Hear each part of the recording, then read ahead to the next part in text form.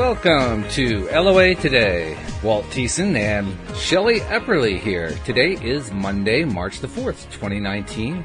It's 8 p.m. in New York. It's 5 p.m. in Los Angeles. It's after midnight, 1 a.m. in London. Sydney, Australia, you're at around 12 noon, I believe. But wherever you are in the world, thank you for joining us for another episode of LOA Today, your daily dose of happy.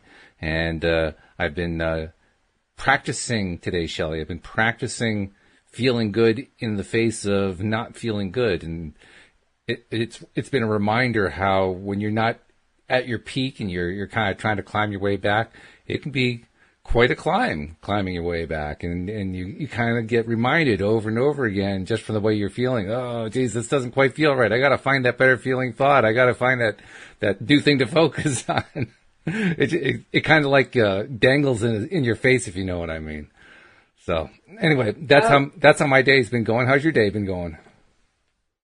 A little bit of the same. I'm just kind of dealing with, like my physical body and what I'm eating, and I've really been kind of just neglecting that and just eating a lot of crap, for lack of a better word. And definitely have been feeling it the last couple of days. And today I'm just like, okay, enough is enough. Just kind of the same thing, but more on a physical feeling. Like my body's going, if you keep doing this, we're just going to go downhill, So, yeah. So today I just made a few better choices, and I'm just going to continue with that and treat my body with more love and respect and take better care of it and feel better physically. Yeah. Well, one kind of feeds the other, every pun intended, because when you're not feeling good, you tend to feed yourself as a way to kind of compensate for it. And so it just kind of, it adds to the spiral in a sense, which is, that's not fair, Food is my drug. Like that, as far as like addiction wise or whatever, I have a sweet tooth, and I just in the last couple of years have developed some digestive issues, so I have to be careful with it. And sometimes I'm feeling really good physically, so I'm just like, I'll just go ahead and have that other stuff. And, and then, like 2:00 in the morning, I wake up, groaning and regretting everything I did. So it's just, that's kind of how it all conspired. And today I'm just like, okay, that's enough. I don't like feeling like this. Well, it definitely is a reminder for me every time. I was going through a little bit of not binge eating, but I was eating stuff that I probably shouldn't have eaten today, as a way to kind of compensate for not feeling good. And it's always a reminder every single time. And I was especially feeling it toward the end of the afternoon, because it was a somewhat eventful day. One really good thing happened today that I really can't talk about on the air, but it was a good thing. But nevertheless, there was a lot of stress that was involved in the day too. And by the time late afternoon rolled around, it was like I was just reaching. I was reaching for, better feeling, better energy, and all that kind of thing. And that's what made me think, tonight as we're starting the program, boy, that when you get in that place where you just can't seem to get to the good feel, I don't know. I think because we're deliberate creators and we focus on it so much, I really notice it now. I didn't notice it, 20 years ago. 20 years ago, I just didn't feel good. That's all. There was no conscious thought around it. It was just like, oh, Jesus, another one of those days. But now it's almost like, it's a great benefit to understand how this stuff works, but it's also like you can't get away with anything anymore, because now oh, I'm the one who's doing this. I'm the one who's creating this stuff. Oh, doggone it. I tripped myself again. So, yeah. That's where you have to kind of find your way back. And that's what a lot of today was about. Louise was feeling it too. We both had different things going on, but I could tell she was feeling it. She was feeling the challenge of what we're dealing with, and that's when you really, really, well, for one way to look at it is you actually have the best opportunity to practice really applying your attention, focusing. Kind of like what I went through last year with the injuries I was dealing with, and overcoming those injuries. And it takes a lot of concentration when you're hurting to to focus past it. And I'm realizing I got to kind of do the same thing here because I'm dealing with stuff and this is stuff that has history for me. This is stuff that ties back to, my youngest days, and I recognize it. I can feel it. I can tell that it really does, and it's probably ties into the biggest issue for me dating back, which isn't really big compared to some people. I mean, some people have been like abused or children of alcoholics or whatever, and mine's nowhere near anything like that, but it's enough for me to be getting on with, that's for sure. So, yeah. All of those things become blocks. I mean, no matter how severe they are, they still become blocks for you or whatever. And for me, this whole thing with the eating, so I started this intermittent fasting back in May. And so I started out just eating 6 to 8 hours a day. And as, towards the end of the summer, I blocked it down to about 4 hours a day. And I just felt so much better. I didn't feel like I was starving myself. I was getting full faster. I felt really good. And so it went on until, October when we went to Disneyland. And so when we went there, it's just hard to eat on this little block of time when you're on everybody else's schedule. And so I wasn't going to be that person. There was 9 of us that went, and it was I'm just going to eat carefully, but I'll eat with everybody else. And, well, of course, we're at Disneyland, we're eating out, I kind of overindulged. And then, went from October to November, I tried to pull it together, and then the holidays. And so, for the last couple months, I've just been I need to get back on track. I need to get back on track. So when this happens, when I have these days, the last couple of days where I know I'm eating stuff that's going to make me feel bad, and then I feel bad. And then I have a day like today where I'm just enough is enough. So for me, it's okay, the lesson there is I've been asking for this. I've been asking for how am I going to get back on track? How am I going to get back on track? And, in a roundabout way, through inspired action of eating food I shouldn't be eating, I found my way back on track. And, this is the first day, and I'm okay, I'm going to eat well today, and I'm going to eat well tomorrow. And I'm, preparing, in my head, tomorrow I'm going to eat this, this, and this, and I'm going to cook some chicken tonight, so I have that on hand, and blah, blah, blah. But, so that's how I go into it. When something like this happens, I'm just okay, I asked for this. I've been asking for this for, the last month. How do I get back on track? And it's okay. Because I know when I get focused, I can do this with no problem. But it's just that, like I said, food is my drug. So it's quitting smoking or quitting drinking or whatever. It's I just have to stop instead of oh, I'm going to have a couple sweets today. No, because I'll eat the whole bag. I'll eat the whole cake. That's just the kind of person, how I am with food. So I realize that. So. Well, it's good though. You recognize it. You know the pattern, so you know what to stay away from, which is good. That's part of it right there. Just being mindful, being aware. That's really important. Yep. The other thing I found, especially last week, I was really noticing is that on those days where I know I'm not feeling it, I try to make it a practice not to do anything, quote, important, unquote. I try not to pay any attention to the stuff that I've been trying to attract. I try not to get into all that because I know if I do that, I'll be doing it from a negative perspective. I'll be doing it from a low vibration perspective. And so I count that as a victory. That's a good thing. I kind of did that today too. I mean, there was something I really wanted to do, but I wasn't feeling it. And so I just kind of turned it off for the day. Said, you know what? I'll deal with that tomorrow. Not going to deal with it today. Today, my job is just to feel better.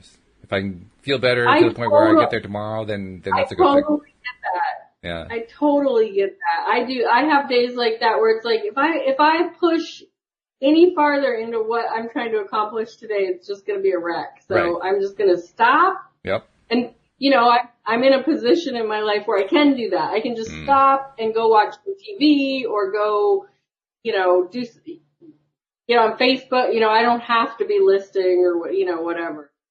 That doesn't have to happen right now. So, Yeah, I totally understand that, where you just have those surrender days kind of, where it's like, okay, I just need to do something to feel better. I don't have to push this hard. Right. Yeah. Yeah. And I mean, the only thing that's a little bit discouraging along that line is I've had a lot more of them lately than I like. But actually, now that I think about it, that's not necessarily true, because from November through the end of December, when we were dealing with Louise's illness, I was having them every day. So I got to take that back. No, actually, it's gotten better since then. See, now there's an example of it, right? Now, my mind had already programmed the idea, oh, no, things have gotten worse. And they actually hadn't. They'd actually gotten better. But because I was in the negative spiral, I was thinking about the worst side. But as I look at it objectively, no, actually, there have been quite a few good days since the first of the year. So, yeah, it's amazing how easily we forget that stuff. But it also shows how important it is to remember it, you know? Yeah. Yeah, it's really ingrained. Is it that it's ingrained, or is it that just we're stuck in a vortex where we're focusing on negative stuff, so we just get more negative stuff? I mean, maybe it's a combination. Well, I think that there is that, but you know, so many of us have been raised in that. Oh well, you know, when's the other shoe gonna fall? Like Murphy's Law, you know. So I think part of it is ingrained. It's programmed, and it's easy to fall back on when you're not being a deliberate creator and you're not being conscious of what your thoughts are. It's easy to go, you know what, this just keeps getting worse and worse, you know?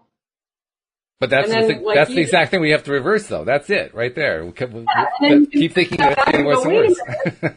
It's getting better and better. Yeah. It's getting better and better. Yeah. Yeah. And then the other thing is, once we recognize that it's getting better and better, celebrating it. Because the tendency, especially if you're not feeling great, the tendency is, okay, I just noticed this thing that's actually better than I thought it was. So it's like, okay, I just noticed it. Fine. Now I'm going to go back to feeling miserable again, which is counterproductive. It doesn't actually work out very well. Whereas when we celebrate, oh, wow, there's been a whole lot going on that's been good lately. I'm going to get excited about that. I'm going to feel good about that. I'm going to focus on that and say, whoa, this is good stuff. And in the process, I'll actually feel better.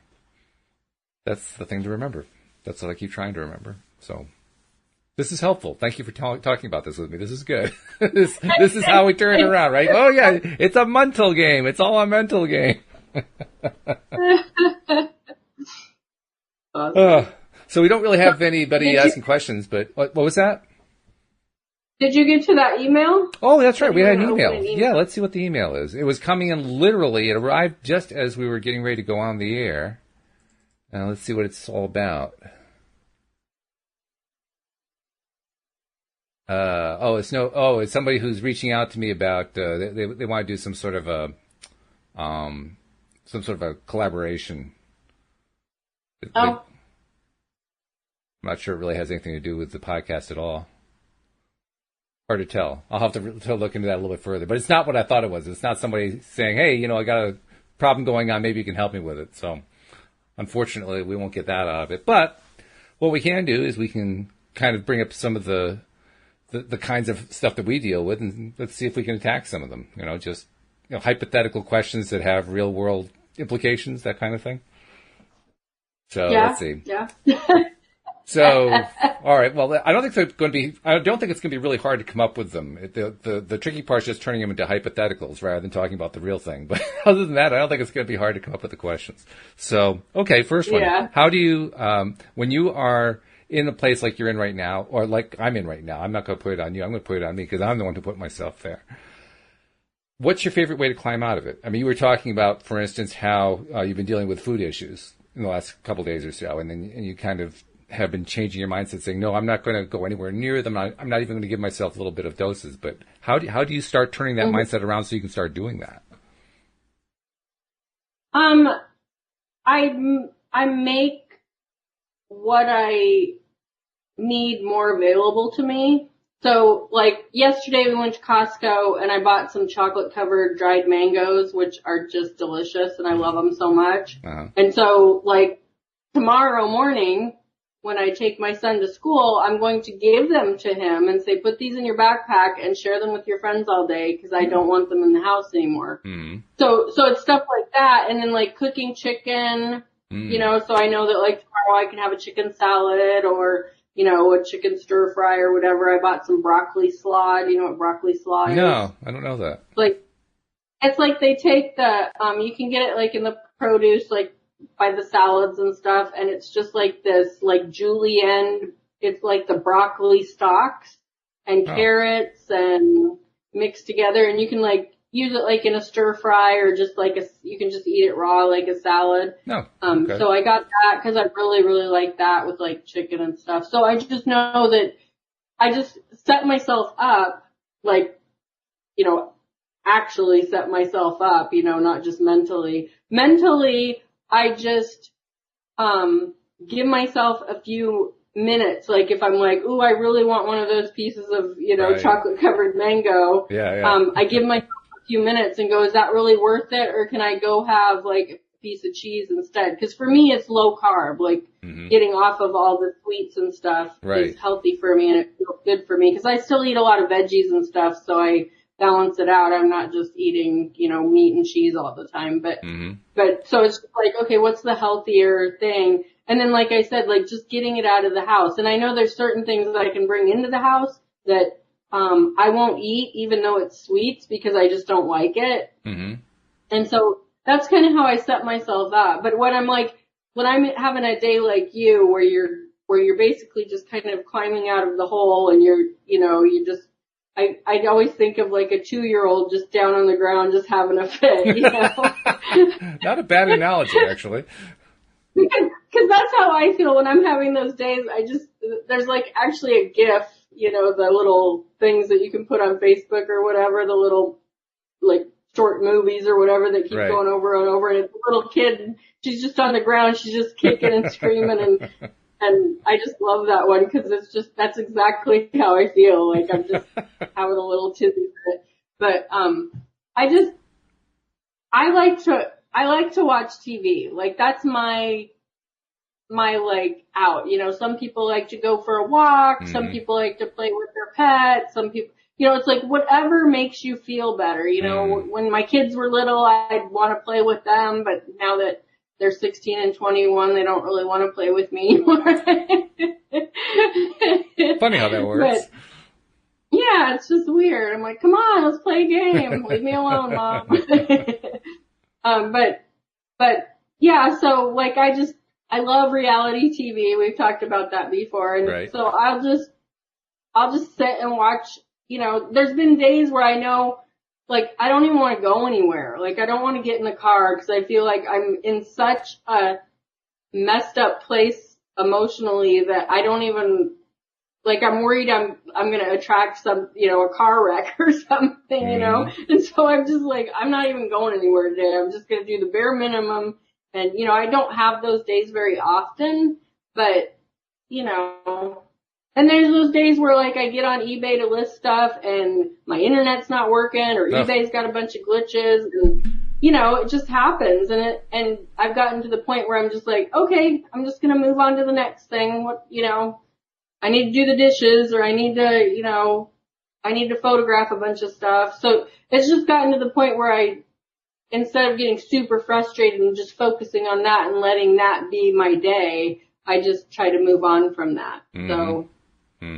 Yeah, that's good. I just kind of, I kind of look at it as the universe just going, you're not supposed to do this right now. You're not, you know, you might not be in the right state of mind or whatever. So go do this and come back to it, you know? So. That makes sense. Yeah. You mentioned food and actually, as I think about it, Louise has been doing that kind of thing lately. Over the weekend, she made spaghetti sauce and today she made a beef stew and I forget what she said, something else she wants to make. I can't remember what it was. But, you know, comfort food type stuff that hangs around for a bit and you can reheat and reuse and so forth. And that's one of her favorite ways to deal with things like this is just to find stuff that's comfortable, that is good for you, you know, not the junk food, but stuff that makes you feel better. And you also, I want to thank you. You actually said something that was in my subconscious mind. I know it was. I recognize it from earlier today, but I didn't get it into my conscious mind. You talked about taking a walk. Well, that's one of my favorite things to do. And do you know that consciously I didn't think about it once today, but subconsciously I did. And I can remember exactly when I did it. Because we had 6-7 inches of snow this morning.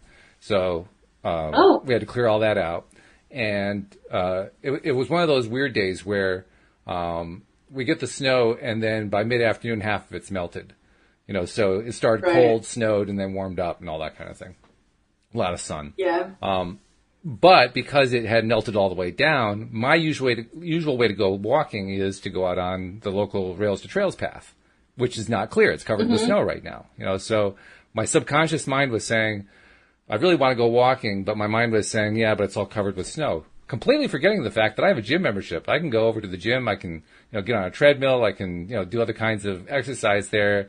And if I get on the treadmill, it's not as good as going out on a sidewalk, but at least I can walk. I can get out there. And I completely forgot about that. Yeah. So it's a substitute, but it's a good one. And I want to thank you for reminding me of it because I'd forgotten. No problem. Yeah. It's amazing. There's an example, right? I mean, this is what happens when you get into that negative spiral. You forget things. You forget the stuff that you use to get out. That's a big one for me. And it just left my mind. It left my brain entirely. So, yeah, important stuff. I think that when you're in that state, they call it like the whole, like caveman mentality when you're running from the T-Rex or whatever. When you're stressing about something, like your body goes into that. Your body goes into that mode, whether it's stressing about your internet not working or some financial situation or, being chased by a saber-toothed tiger. Like you go into that fear and that survival and the stress so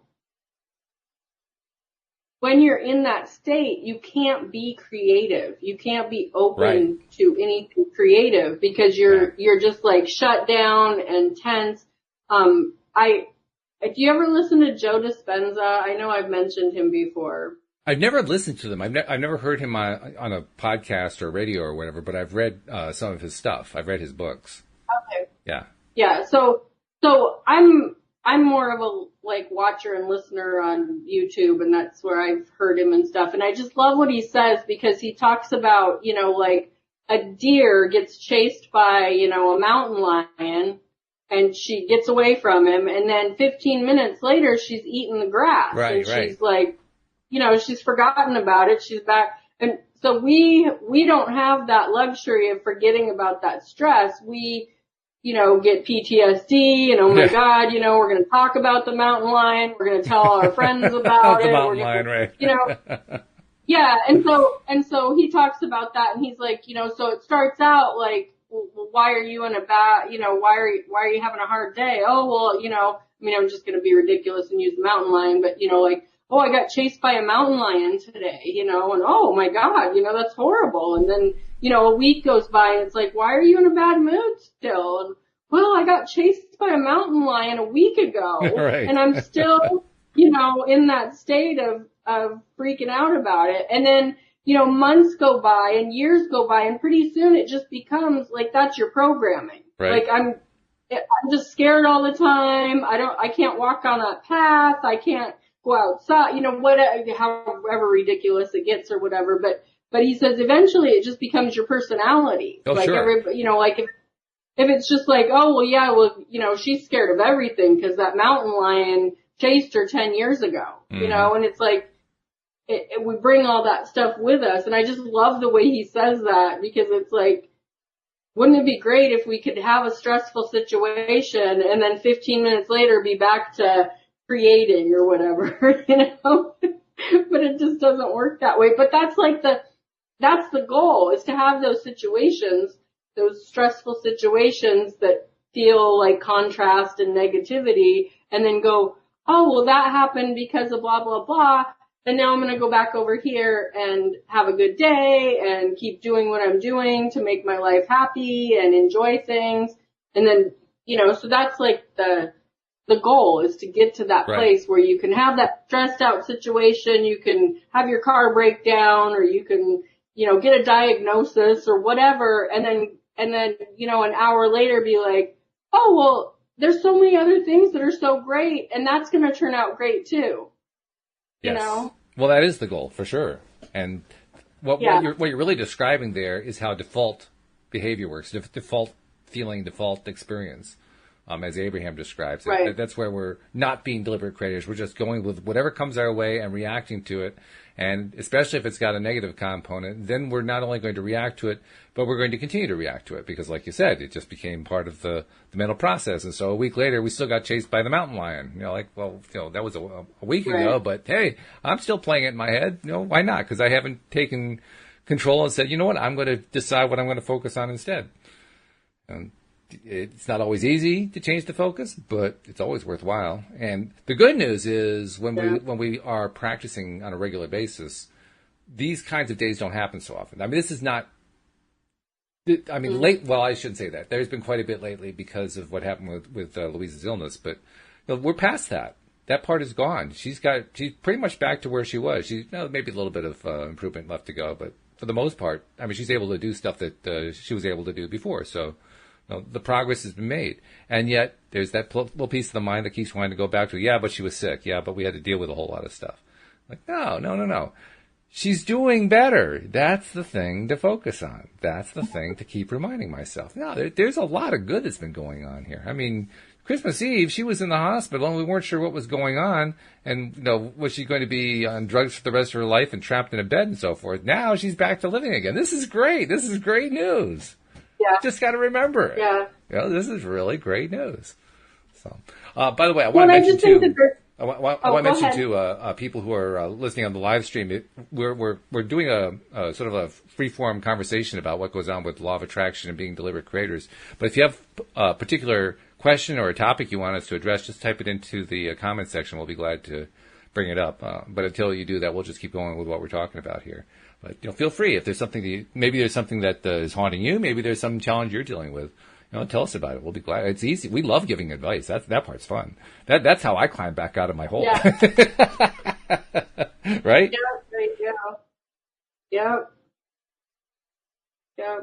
I'm not sure what you were going to say next. I was just going to say, in those times of like despair or negativity or contrast or whatever, there's also lessons in that. Like you can look back and go, it's way better now and we don't have to dwell on that. But there's also so many lessons in that, like what did you guys learn from that whole situation? What could you do better if that sort of thing happens again? Just like being attacked by the mountain lion, like from now on, you're going to be hyper alert. You're not going to just be like strolling down the trail or whatever. You're going to be in your eyes and your senses, alert and stuff. So I just feel like there's just like so many lessons in all of that, Well, there are. Even on those darkest days.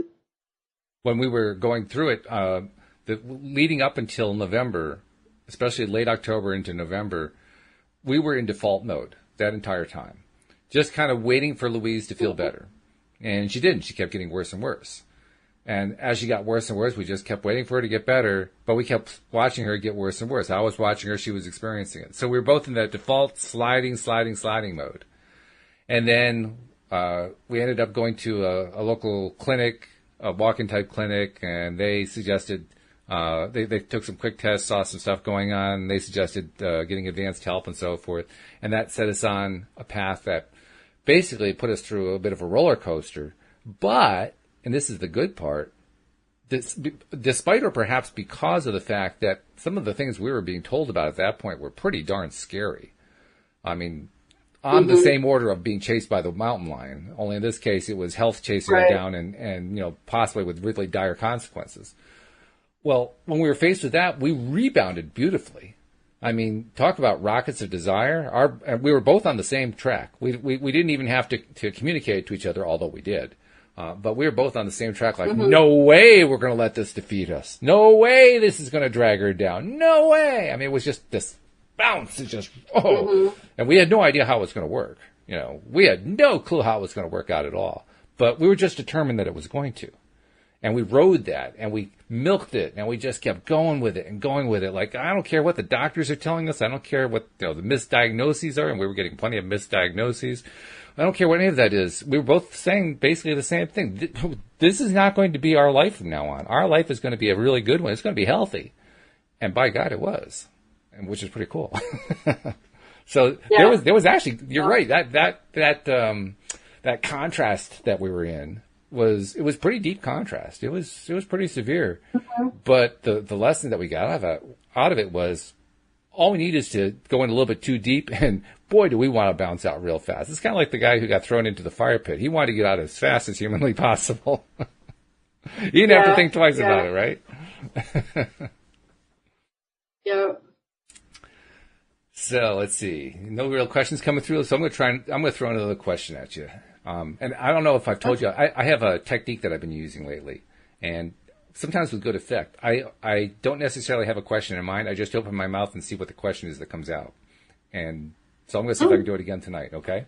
So, when you find yourself going through a day where, you're kind of in the in-between area, you're not feeling bad, but you're not feeling great.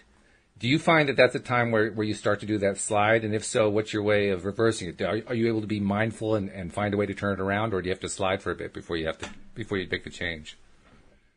Usually what happens is someone asks me how my day is going, mm-hmm. and that's when I get conscious of it. So like when I pick up my son from school in the afternoon, we just do that. I'm like, how was your day at school? You know, and then he's always like, so how was your day, Mom? You know, so today I was like, it was okay. And he was like, just okay? Cause usually I'm like, I had a great day, you know, and I was just like, so that kind of made me conscious that, you know, I just kind of had an okay day today. You know, I wanted to do some, like, you know, talking about things holding you back. I wanted to do some photographing, and in the bedroom that I do all my photographing, and I have all my backdrop and my lighting and everything. There's blinds in there, and the way the sun's coming through at a certain time of the day right now, there's like little dots across the carpet where I do my flat lays, you know, for photographing. So I can't do it. Because I just have these dots across everything. And so I was like all ready to photograph, and I went upstairs and started setting everything up and turned my lights on, and I looked down and there's, you know, those sun dots across, and I'm like, okay, now, you know, so I didn't do all of my photographing until like 2:00 today because I didn't do it early enough, and, you know, and so it's just like things like that. Like I really wanted to get that done and start and list the whole day, and I just couldn't, you know, and so, you know, just realizing like, yeah, I had an okay day, and actually it was a great day. Like I got the dishes done, I got some cooking done, I, you know, caught up on a few shows I wanted to watch, and, you know, got some laundry done and stuff. So, like, it wasn't like a great day. It wasn't like I had some great adventure or whatever, but it's a pretty great day because I have time freedom, you know, because I work for myself. Right. You know, so when you like turn it around and go, wait a minute, you know, like I had a pretty darn good day. Mm-hmm. It just didn't work out exactly the way I wanted it to. So I think the answer to your question is unless I'm just having a really crappy day, I don't really think about it until, like, I have a minute to sit down, or like I said, like somebody says, well, how's your day going? And then I'm like, oh, it's okay. And then I start backtracking. Wait a minute, it's pretty darn good, you know? So. Okay. So you're able to catch it. If it's kind of in the Midland area, you can catch that pretty quickly. Okay. Because what was happening with me today was that the day started out pretty well, actually, because I do the morning podcast with Louis D'Souza. And that was a lot of fun. We had a lot of laughing, a lot of joking. It was really good. And then after the podcast, Louise and I had a meeting with somebody, and it was a good meeting. It was an important meeting, and it went well. But from that point on, it seemed like the little things started to pile up. And that's what I mean when I said it kind of starts middling and then starts to slide. And I was really experiencing that phenomenon where you don't change your focus, and so the little things lead to more little things, which lead to more little things. And by like 3:00 in the afternoon, I have a web server. I host websites for people. And my web server started producing some, I won't even try to explain what they were. It gets too technical, but it started producing some results that it should not really produce. I mean, it was doing things that were not normal. And I think it was because of a recent update to the software that happened. But I had to start dealing with this, and in the middle of dealing with that, I wasn't feeling all that great, and the cats were looking for attention. I didn't really feel like I could give them the attention. I'm starting to get, a little gritty and a little bit angry and so forth. And then another problem comes in, and it was just like one little problem after another. No disasters, just one little thing after another. It was just kind of like, the little thing that just kind of keeps drilling into you, like the dentist drill. It just keeps coming at you and coming at you and coming at you. And it just kept getting worse and worse, so that by the time 5 o'clock rolled around, I was exhausted just from dealing with all those little things. And that's why I was asking about, if you find yourself sliding, how do you deal with it? But you answered it very nicely. You never get to the point where it's going into that slide. You just catch it and you're like, oh, okay, things are going pretty good, and I'm just going to go with the fact that things are going pretty good. So my question to you is, in that slide, are you conscious of it? Or are you going, I really need to pull myself out of this, but I just don't have the energy to do it right now? Usually I am. Today I wasn't. And I think that's one reason I'm focusing on this. Today, I don't know. Today, there was a piece of me that just woke up on the wrong side of the bed. I don't know exactly what. And even having that good podcast this morning with Louie, that helped a lot. But I didn't hang on to it. Normally I hang on to that energy. I can carry it through the day. Today I just didn't hang on to it. And I'm not sure why. You mentioned how we carry stuff from the past. And I do know there was like one overarching theme that ties back to my past that looking back, I can see I was carrying that through. And I've been carrying it through actually for some time now. It's been showing up a lot over the last 3 or 4 weeks, something like that. So now the thing that I don't know is why... how do I want to explain it? I don't really want to go into the details of what the thing is, but why is it that that particular thing plays out in this particular way? Why it's always this one little way that it plays out, and what can I do to change that? Why is that such a big pattern for me? It does seem to be a pattern that goes way back, but I haven't gotten really clear why that happens. And so when I don't have a clear... I have a question without like, you don't need to divulge whatever it is or whatever, but was it something, when it happened, was it something that was just kind of slowly drilled into your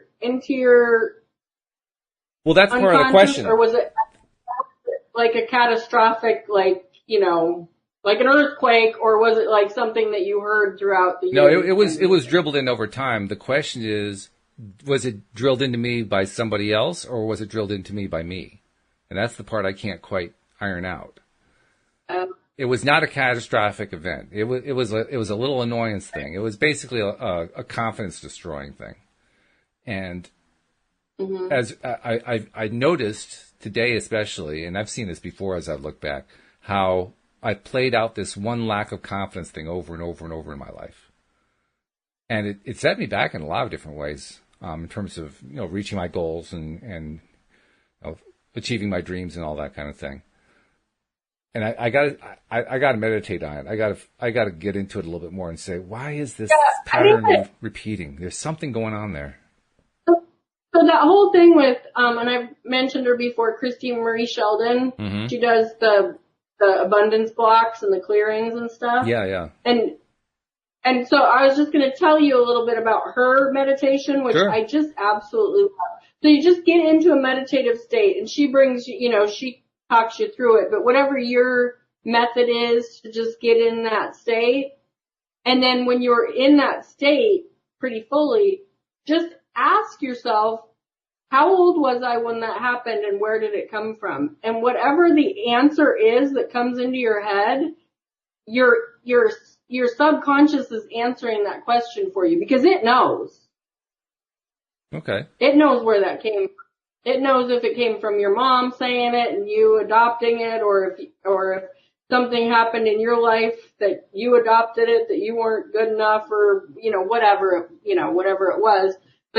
But that's how she brings you to that, is she gets you in a meditative state, and then she says, now ask yourself, how old were you the first time you heard that, and who did you hear it from? And that, brings you, because you're still conscious, even when you're meditating, you're still conscious of what, right, is going on. And then that brings you to the conscious to the conscious awareness or whatever of when that happens, you can go, oh yeah, that was my mom's, or that happened because Uncle Joe, lost his job and you heard Mom talk about what a loser he was, and then your mom compared you to Uncle Joe at some point in your life because you couldn't, you didn't go get that job, or right. Whatever it is, like that's what happened. Yeah. And then that gets brained like, oh, I'm just like Uncle Joe and he couldn't pull his life together, and you know what I mean? I mean, I'm not saying any of that is what's going on. No, I understand. But that's just like an example, like, of where that came from. And then, I'm not so clear on the clearing part of it, but I feel like when you're conscious of that, when that comes up for you, then you can go, oh, that, I don't have to feel that way because that wasn't mine. Yeah. That was somebody else's, or I put myself in that position a long time ago and that's not who I am anymore, whatever. So I don't know if that'll help you. No, I think you're right. I think you're exactly right. That's how, most of the stuff that we dredge up like that doesn't take a whole lot to clear. I mean, there are a few things that are, and they're usually the more catastrophic things. Those are the ones that can be harder to clear just because they have such a big charge attached to them. But like this kind of stuff, this kind of dribbly stuff, that doesn't usually have a huge charge attached to it. It's just it's a charge that kind of accumulated over time, but it's going to be easier to dissolve that kind of thing just by identifying, like you said, where it came from, and then getting a feel for, well, it wasn't really my thing, and, I just kind of adopted this thing. Oh, well, that means I can let go of it, and so on and so forth. It's just kind of, you play with it like that, it kind of dissolves in your fingers and kind of disappears. The ones that don't disappear are the ones that have the big, big charge. You were beaten as a kid, or you were sexually abused, or your parents were drunks, or you were constantly moving from place to place because your father kept losing the job, or whatever, stuff like that. Right. That's the stuff that's where a therapist comes in with stuff like that, because that's the stuff that's hard to let go of. And not that you can't do it yourself. I mean, clearly you can. In fact, I have. Yeah. It does help to have someone that knows what they're doing to absolutely pull you through that. Yeah, because the less time that you focus on it, the better. That's the interesting thing, though, is realizing that it almost doesn't matter whether it was traumatic or not. Just the fact that we keep focusing on it, our subconscious mind perhaps keeps drawing us back to it, and that's actually what activates. That's what makes it powerful over time. I mean, Abraham talks about how if you focus on a thought for at least, and the time seemed to vary, 17 seconds, 16 seconds, 14 seconds. If you focus on it that long, it generates enough of a vibration strength that it will, the universe will deliver another similar thought. And you do that for a total of 68 seconds or 60 seconds, or depending on what you're measuring it, a minute or so, then it'll actually start to manifest something. So the vibration kind of gets stronger over time. And just as we can have a traumatic event that produces a big vibration right from the beginning, so also we can build the vibration over time with the dribbling effect. The small thing just we just keep going back to it. And in that sense, it does get a strong vibration over time. So it's kind of a reminder that, it works both ways. Yeah, it works with the negative stuff, the stuff we don't like, but it also works with the positive stuff. So if I can continue to, first clear some of that stuff, and then, pick one thing like walking or one of the things I like to do, and just focus and focus and focus and focus and focus, I can build up that kind of vibration too, which is ultimately what Abraham's trying to teach us to do anyway, is keep our focus where we want it to be, not where we don't want it to be. Well, and I think that when you recognize that consciously, where that little dribble came from, over the years, that when you fall into it on your, just going throughout your day and you think, oh, I should do that. Oh no. And then, no, I can. Mm-hmm. Like just that's when you start, flipping that switch where it's like, oh, I can do that. I don't have to be that way. That's not who I really am. And that's where to me, that's like where the magic happens. When you start doing that, so that starts becoming your habit, instead of like, oh, I can't do that because I can't learn that, or I can't, that for me, that's my thing. I'm like, I don't, like, my husband and I are like we're going to start doing some different reselling stuff, with the goal being, getting him out of his 9 to 5. Mm-hmm. And there's so much to learn. And I'm so good with what I'm doing with the reselling because I've been doing it for like 20 years, you know, right. So I've been, you know, rolling with all the changes with eBay and PayPal. And now I've got a couple other, you know, places that I'm selling on and I'm getting really good with them. And then we're going to do this whole different thing. And it's this whole, like a whole different products and whole, you know, a whole different way of selling them and stuff. And it's like, you know, part of me is just like, oh, that's just like, I tighten up, you know, I'm like, I don't want to do that. I just want to keep doing this. And I'm finding myself, even while trying to learn that, I'm going at what I already know harder, almost like, okay, I don't have time for that. So I'm going to do this and do good at it so I don't have to do that. Mm-hmm. And like last night we were watching some videos and stuff on it. And I was like, I hope you take the, you know, I told him, I hope you take this and really run with it. Right. Because he's getting really excited about it. And I'm just like, yeah, it's exciting and there's a lot of potential there, but I'm still hanging on to this over here, you know? So yeah, so it's like, that's my thing where I'm like, I don't want to really learn something new because I'm, you know, and I think that's pretty normal for a lot of people, you know, but. Well, I think it's especially. It's like, no, I keep having to put. I think it's especially noble. I think it's especially normal for somebody later on in life, because I'm in my 60s now, and if I was in my 20s and 30s, when I had a dream that I wanted to kind of go after, I was enthusiastic, like, oh, this is going to work, this is going to be great. Now I get a lot of stuff playing in my mind, like, well, it's too late, even though I know perfectly well it's not too late. But that little tape plays. Oh no, it's too late. I mean, you're burned out. You're a burned out shell. It's not going to happen. You just don't have the passion that you did when you were in your 20s and 30s. And there's always that little voice that says, bullshit. But it's a small voice. Yeah. And you have to kind of bring it to the surface like, no, you're wrong. You can get passionate right now. Yeah, it can really happen right now. You really can, you know?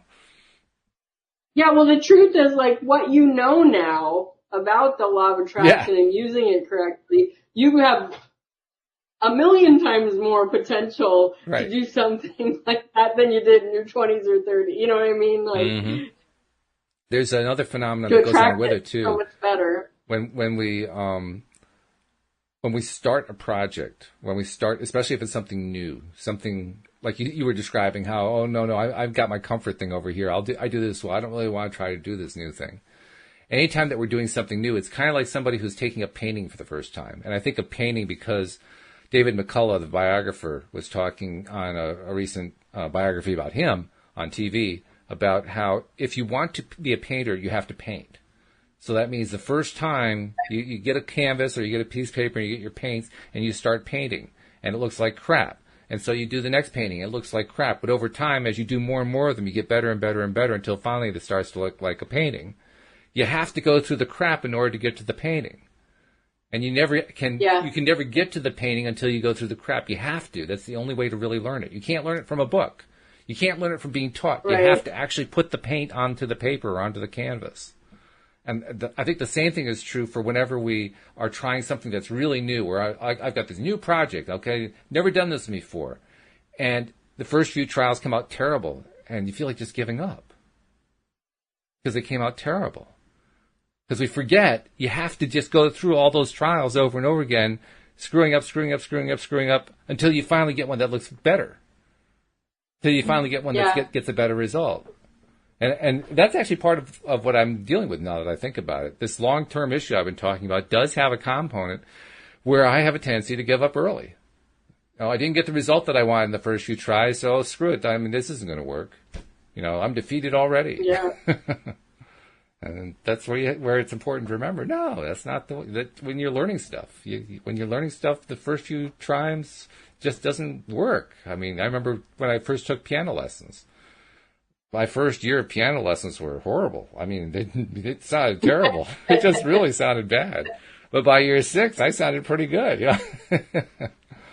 I had to get through those first few years in order to get to the latter years. But, once I got through them, I was actually making music. It sounded good. It sounded nice. It was pleasant to listen to. People could sing to it if they wanted to. So I got there. But I had to go through that first part. Never would have gotten to the second part if I didn't go through the first part. Yeah. It's hard to remember.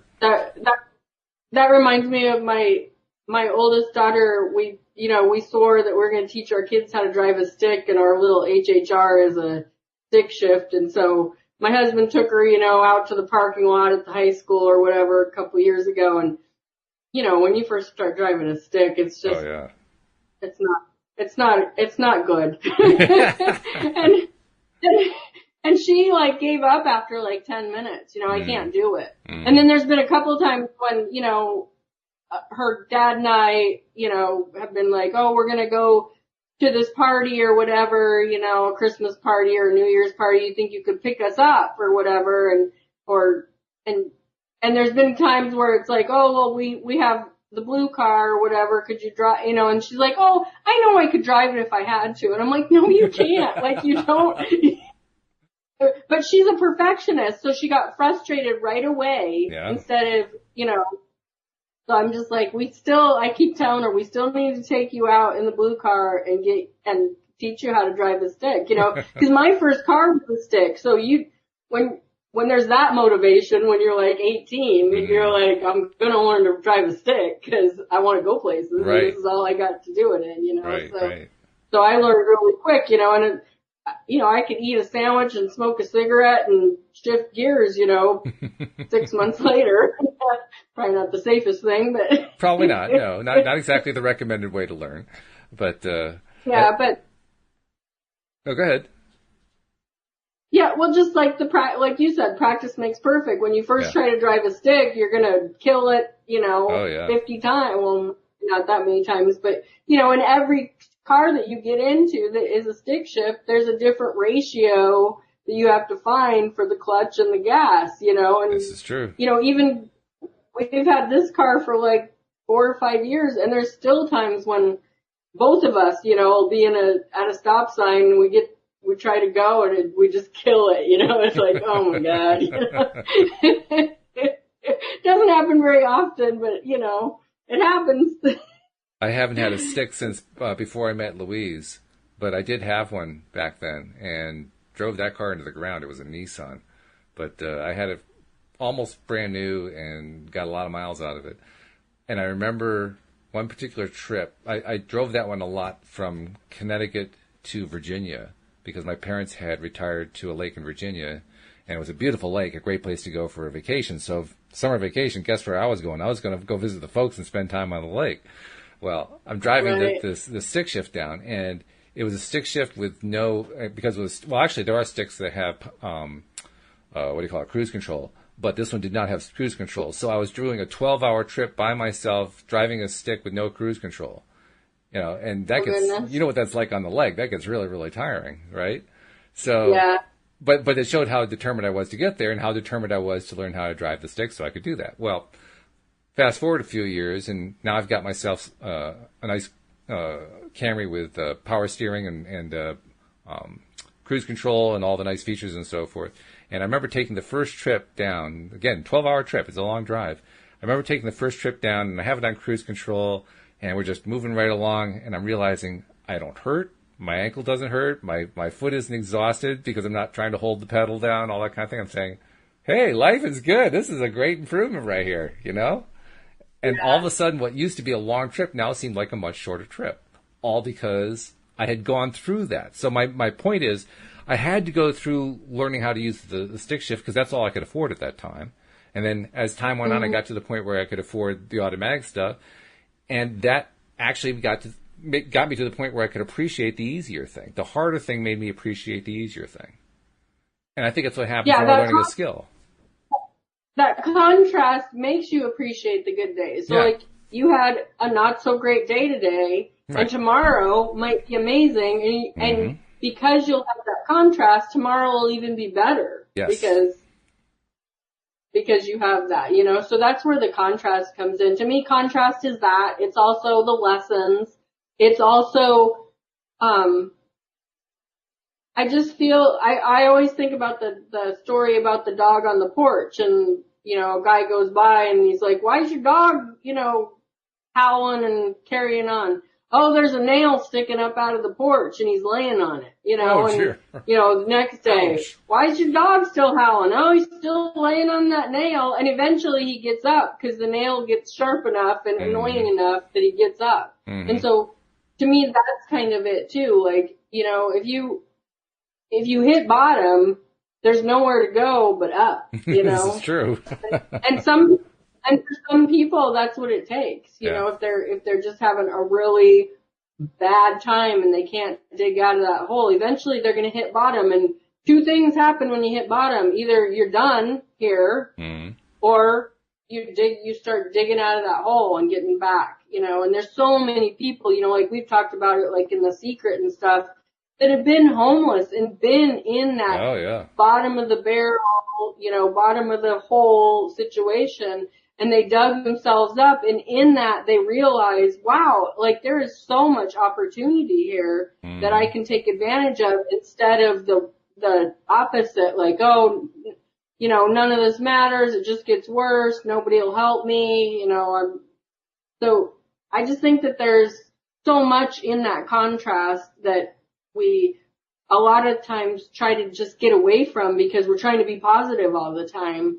And there's definitely some benefits in that. Of course, you want to get to the point where you're bouncing back from that quickly, but recognizing that, I think I told you a couple weeks ago, I was just having a fit about, my reselling business and how I just wanted to end it. And I was so burnt out and everything.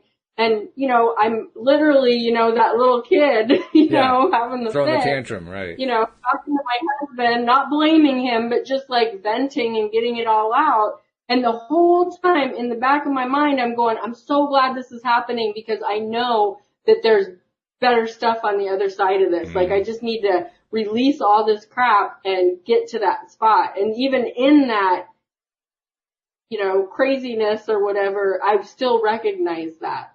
It's a great point. It's a point that Louis was making this morning, how we as human beings, we tend to want to treat certain things as bad and something to be avoided, and we're supposed to be positive all the time.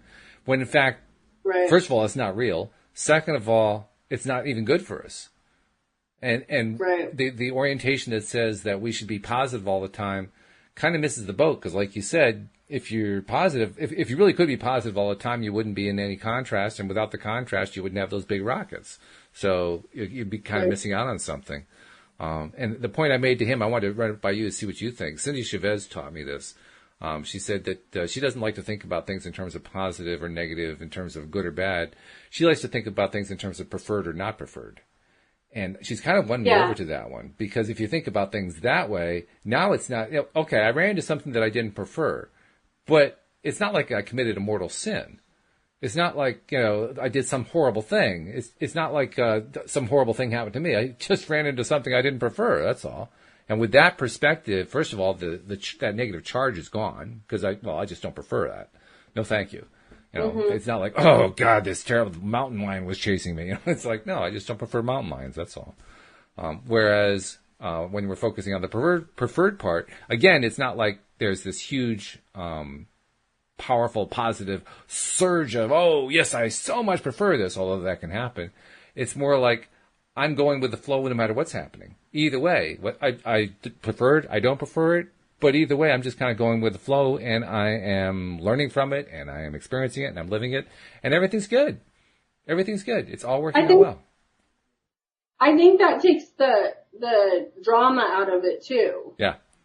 Because when you just said that, I mean, of course, if you got chased by a mountain lion, you're going to go home and tell Louise about it, and you're going to talk about it, and it's going to be this dramatic thing. But if you just came out and said, I was on this walk, and I got chased by a mountain lion, I got away from him, and I really would prefer for that never to happen again. Yeah, right. You know what I mean? Like, as ridiculous. I mean, you know what I mean? But that just takes all the drama out of it, because then you're not like, oh my God, what happened? You're just like, oh, okay, you don't prefer that. That's kind of weird, but okay, you don't prefer that. You'd prefer to just have a nice calm walk without any mountain lions. There's a great example of that, because we get a lot of bear around here. We have bears all over the place here.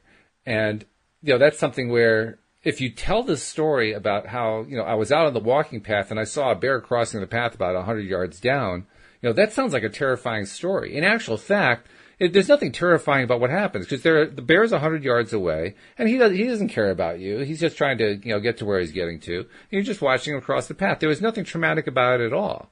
But if you tell it to somebody who wasn't there, oh my God, there was a bear? Oh, that's so scary. Well, no, actually it wasn't so scary. We turned it into something scary. Like you said, we dramatize it, but that's just us. That's not the bear.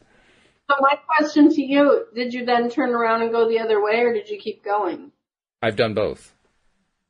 I have, under certain circumstances, I've turned and gone the other way. That's usually what I do.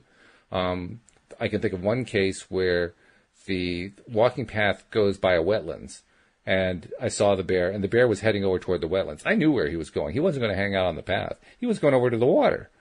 That's what he was there for. Yeah. So why not continue to walk? It's not like I was going to keep walking at him while he was still on the path. I was going to wait for him to leave the path, but he did, and I could see where he's going, so I just kept right on going.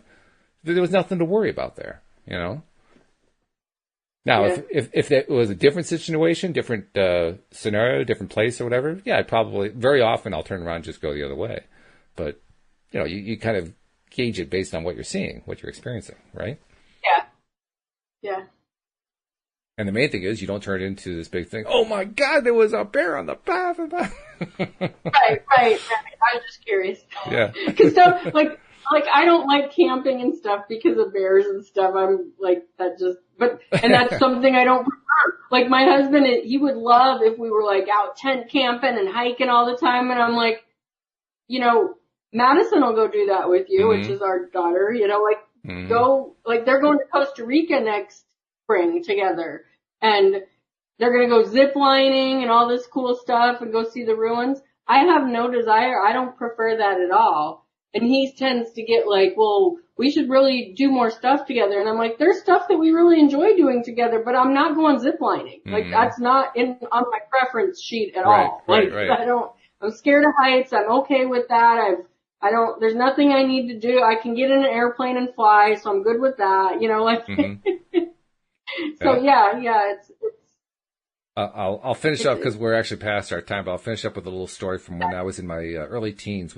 My family did quite a bit of tenting across the country as a way of traveling. And I remember one time we were in Yellowstone Park, and it was night. We were in the tents. We were asleep, 2:00 in the morning, and we hear this sound outside. My sister opens up the tent flap, looks out, and says, "It's a bear! It's a bear in our tent site!" And fortunately, she whispered it rather than shouting it, which was a good thing. And we just kind of later. I mean, there's not much you could do anyway, but it was pretty clear the bear was just looking for some food. And the food was packed away. The food was nowhere he could get it, so it didn't make any difference. So we just kind of waited it out, and about 20 seconds later, he lost interest and moved on. Now that could have been a situation where, like, if she had shouted out loud, "There's a bear out there," I could see a bear getting all excited, maybe doing something, But as long as you don't get excited about it, it's no big deal. Law of attraction, right? You focus on what you feel. You focus on feeling as good about it as you can feel. You get a good result. That's what we got.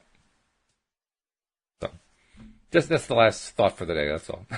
Anyway, thank you for listening. Thank you, Shelly, for sharing your insights. I appreciate them. You gave me some good ideas to think about too. So I appreciate that very much. Well, thank you for having the podcast and having me on every week. I so appreciate it. Yeah, I love it. Thank you for joining us. Thank you for our listeners as well, and we'll see you all next time here on LOA Today. Goodbye, everybody.